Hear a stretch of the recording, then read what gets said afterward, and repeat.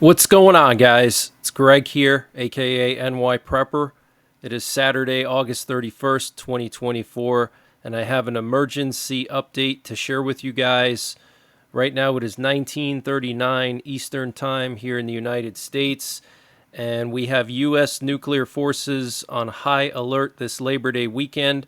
What you're looking at here is 3 U.S. nuclear war command and control planes up in the air over the United States. There's one off the coast of California doing loops communicating with submerged nuclear armed subs.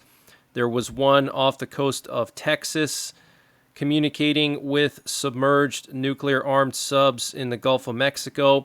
And then there was one in the Atlantic. So this is very, very serious. Usually when you see something like this, it means that our nuclear forces are on high alert because you have one of these planes in every body of water surrounding the U.S. sending out nuclear attack options to our submerged nuclear armed subs in these bodies of water here. So this is very, very concerning. We've been seeing doomsday planes up in the air every single day the last week and a half. Some days 2 or 3 separate doomsday planes going to and from various doomsday bunkers. So our nuclear forces are still on high alert. We also still have a massive amount of reconnaissance going on in Poland and the Baltic countries. Here you can see a U.S. RQ-4 Global Hawk reconnaissance drone patrolling northern Poland, the Suwałki Gap, and Lithuania, and then also a U.S. Navy sub-hunter off the coast of Kaliningrad. So you can see that they're really focusing on this area.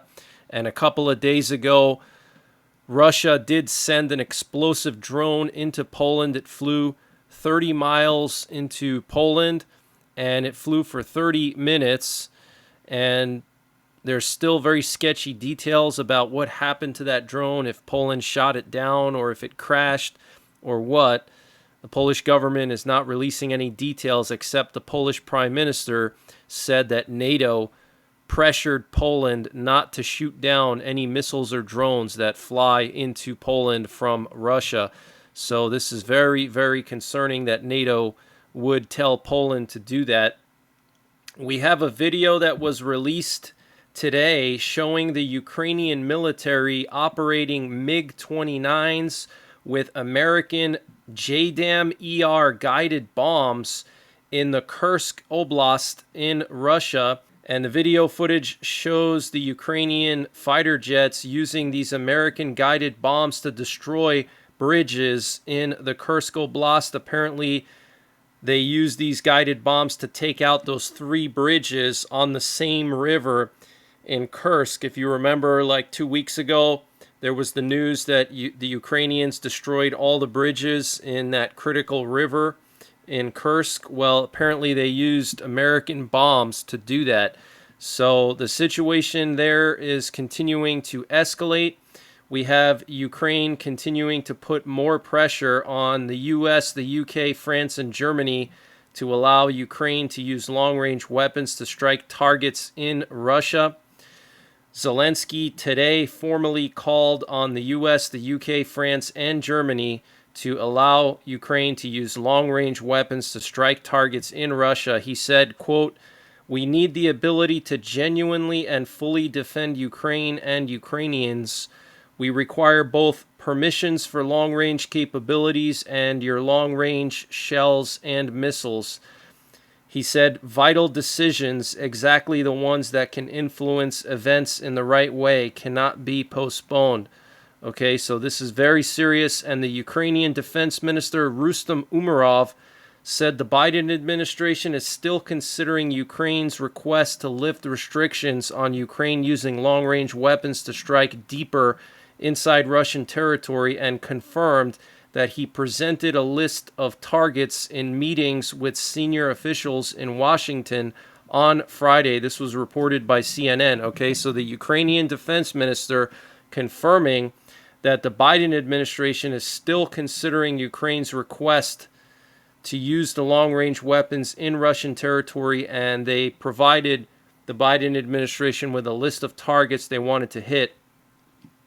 And the Danish Prime Minister Mette Frederiksen said that Ukraine should be allowed to use Western weapons, including F-16s, to hit targets inside of Russia.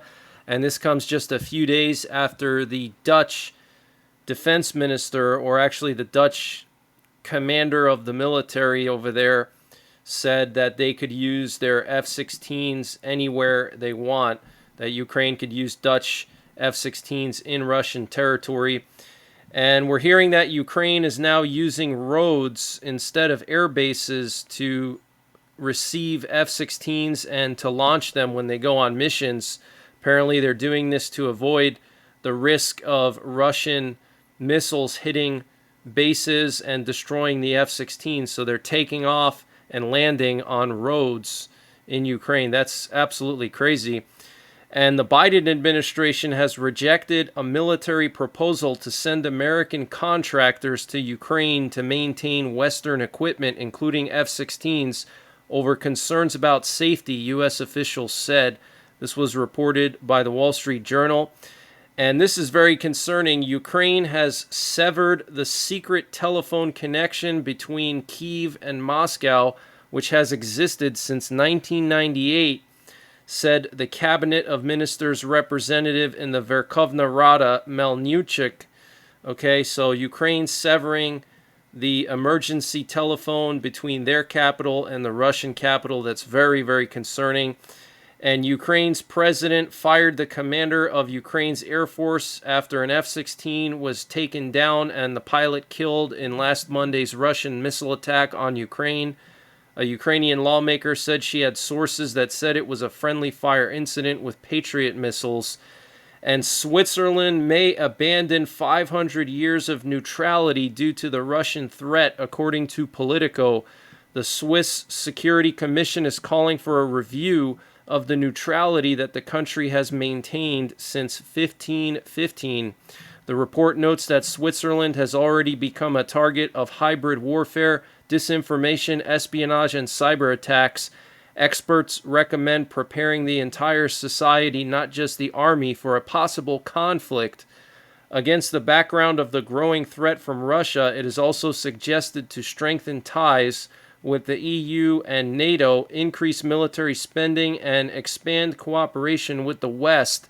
In addition, the Commission is pushing for the lifting of a ban on arms re-exports that has previously strained relations with Ukraine's allies.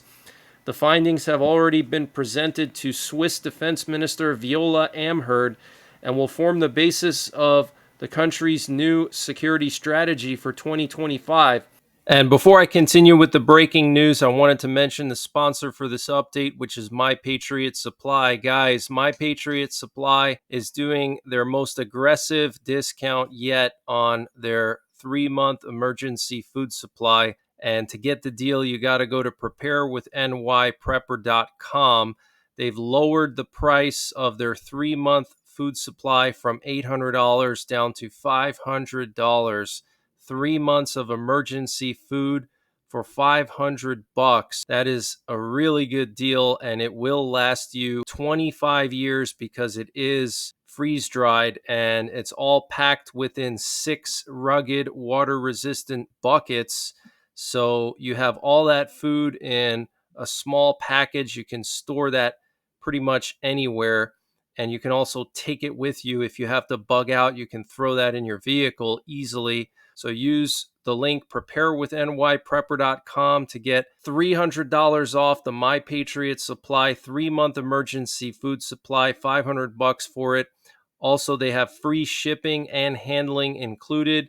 In addition to the 3-month supply, they also have a general store. And to get to their general store, you got to scroll all the way down to the bottom, and you'll see the My Patriot Supply logo at the very bottom of the page. You click on that, and it'll take you to their general store, and they have all kinds of discounts. And to get the deals, you got to use my link, preparewithnyprepper.com, and I'll leave the link in the description below this video. And Ukraine is saying that since the start of the war with Russia, they have recorded over 4,000 cases of Russian chemical agents being used on Ukraine's front lines, including over 3,100 reported since December of 2023, marking a significant uptick in the use of these weapons. Wow. So 3,000 plus cases of chemical weapons being used by Russia in Ukraine in the last 9 months or so. That is absolutely crazy. And the Ukrainian forces are claiming that they destroyed another Russian pontoon crossing over the same river in the Kursk region. And they also destroyed a military convoy. And Russian state-owned polling agencies are showing a small uptick in Russian domestic discontent towards Vladimir Putin and Russian authorities amid the Ukrainian invasion into the Kursk Oblast. So these polls have increased a little bit, showing that Russians are unhappy with Putin after this invasion. And an oil depot in Russia in Prolatarsk has completely burned down after the Ukrainians attacked it with drones, and at least 20 tanks were affected by the fires. And Romania will soon transfer one more Patriot air defense system to Ukraine. This was stated by the Romanian Defense Ministry. And the U.S. Navy fired the commander of a guided missile destroyer, the USS John McCain, which is part of an entire aircraft carrier strike group deployed to the Middle East to counter attacks on shipping lanes in the Persian Gulf by the Houthis. Commander Cameron Yost was relieved of his duties due to a loss of confidence to command the guided missile destroyer. So these destroyers are the missile interceptor destroyers. They're the ones that they use to shoot down Houthi rockets and missiles. So something must have happened. Maybe, they failed to shoot down a missile and it hit something. Remember a couple months ago when I told you that the aircraft carrier got hit in the Red Sea and everybody said it was fake news? Well, maybe it's related to that, and our government is hiding it and covering it up. I want to just show you guys some new pictures coming out of Belarus near the border of Ukraine. Here we have fresh pictures coming out of Belarus today showing more tanks and heavy equipment being moved to the border of Ukraine in Belarus. And here you can see T-72s on a train here. We have some self-propelled artillery here. And then here we have some BMPs. And Ukraine has already threatened Belarus and told Belarus, if you don't move your forces away from our border, we're going to start striking bases inside of Belarus. And the Prime Minister of Yemen, Ahmad Awad bin Mubarak, apparently arrived at the site of yesterday's gas station explosion in Aden, which is now believed to have resulted in over 20 deaths and 150 injuries. So the video I showed you guys yesterday of that big mushroom cloud, that was apparently a big gas station is what they're saying. Okay, now a lot of people went crazy in the comments saying that I was saying that it was a nuclear bomb. Okay, I didn't say that it was a nuclear bomb. I said it looked like one and it's possible. Okay, but I never once reported that it was a nuclear bomb. I never stated that it was definitely a nuclear bomb. It was my opinion, and I'm entitled to my opinions just like you guys are. Okay, but there were a lot of nasty comments, and I banned probably over 100 people. And a U.S. military operation Thursday in Iraq killed 15 ISIS members, and at least 6 U.S. Army Rangers suffered injuries, according to 3 U.S. defense officials.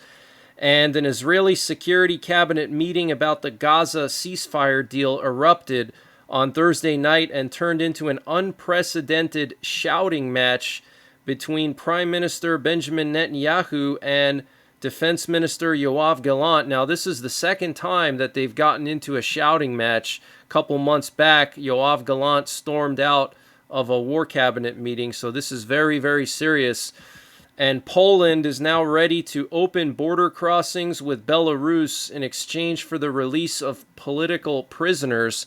Poland is continuing to put pressure on the Lukashenko regime to release Andrzej Poczobut and other political prisoners in Belarus. Polish Sejm Speaker Szymon Hołownia said at the GlobeSec Security Conference, which began yesterday in Prague. At the diplomatic level, we are doing everything we can to give Lukashenko a signal that he should release political prisoners, that if he wants to open border crossings, if he wants to have transit corridors, he needs to cooperate with us on this issue. We are trying to show that if he does not cooperate, the consequences for him, for his regime, and for his country will be really severe. And another ramming incident has occurred in the West Philippine Sea, where a Philippine Coast Guard vessel was rammed at least 3 times by ships belonging to the Chinese Coast Guard while they were operating near the Sabina Shoal, 123 nautical miles from the island of Palawan in the Philippines. This is the second ramming incident to occur in less than 48 hours near the Sabina Shoal. So here's video footage that was posted by the Philippine Coast Guard, and you can see this Chinese Coast Guard vessel approaching really close to the Philippine Coast Guard and ramming the back of it. Now, also, you can see all these ships in the background here. These are all Chinese Navy ships. There were like 8 or 9 surrounding this Philippine Coast Guard vessel. So the situation in the Philippines is escalating, and here's actually an aerial photo showing all of the Chinese Navy ships surrounding the Philippine ship. So the Philippine ship is right here, and then all the ones with the red tags are Chinese. Okay, so very, very serious situation there.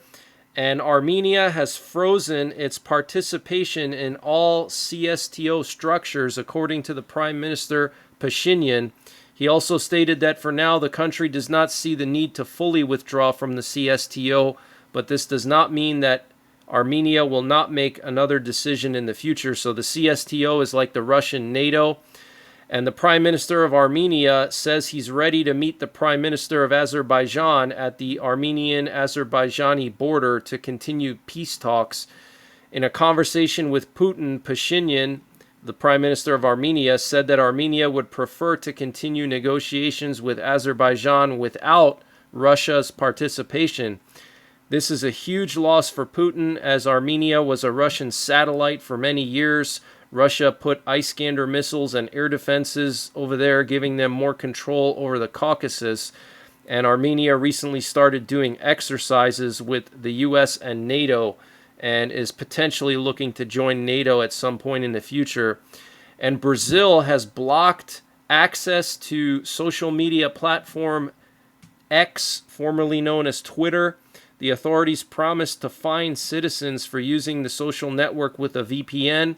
And Elon Musk, the owner of X, says he will expose the list of crimes that Brazilian judge Alexander de Moraes has committed in response to the banning of X in Brazil. So that's the latest breaking news that I have. I do have my 24/7 stream on right now, where I will be popping in and out of throughout the rest of the night and updating if anything happens. I do have my own radio system I've set up over here to listen to strategic forces worldwide, so we can hear US, Russian, and other nuclear forces communicating. I have that piped into the live stream 24/7, and I will be back tomorrow with more breaking news. So until next time, enjoy your Labor Day weekend. Take care, God bless, and don't forget the 3 Ps: prepare, practice, and persevere.